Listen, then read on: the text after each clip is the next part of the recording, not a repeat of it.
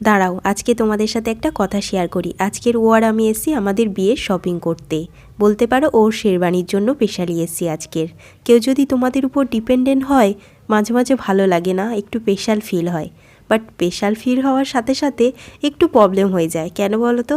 কারণ পুরোপুরি তোমার উপরে যখন কেউ ডিপেন্ডেন্ট হয়, তুমি একটু চাপে পড়ে যাও। কোনটা সিলেক্ট করব, কোনটা করব না, কেমন লাগবে কেমন লাগবে না। তাও যদি বা তোমার বিয়ের শপিং হয়, তো বেশি কনফিউশন তৈরি হয়ে যায়, তাই না কি বলো? সেদিন আমরা অনেক কালেকশান দেখলাম, শেরবানি দেখলাম, ব্লেজার দেখলাম। ব্লেজার তো প্রি ওয়েডিংয়ের জন্য অলরেডি সিলেক্টেড হয়ে গেছে, বাট শেরবানির জন্য আমাদের মাথা খারাপ হয়ে গেল। ও তো আমার উপরই পুরোপুরি ডিপেন্ডেন্ট, আমি যেটা বলবো সেটাই নেবে। আমি কোনোটা বলছি এটা ভালো লাগছে, কোনোটা বলছি ওটা ভালো লাগছে। আমি টোটালি কনফিউজ হয়ে গেছিলাম। বাট এত কনফিউশনের পরে যখন এই হাসিটা দেখি না, মনটা বেশ ভালো হয়ে যায়। চলো আজ আসি, টাটা।